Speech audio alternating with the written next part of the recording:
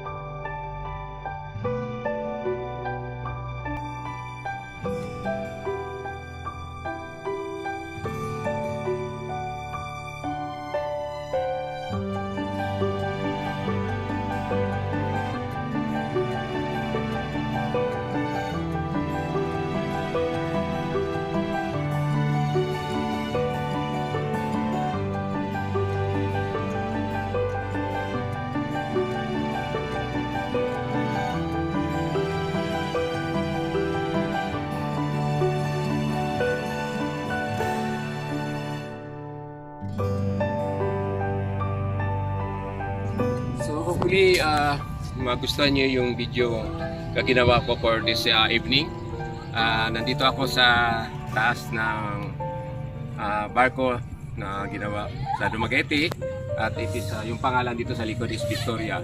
So for this evening in Pantawan to Dumaguete City, ito lang ang masishare ko sa inyo. Maraming salamat sa panonood. God bless you all. Have a nice evening ahead of you. Bye bye.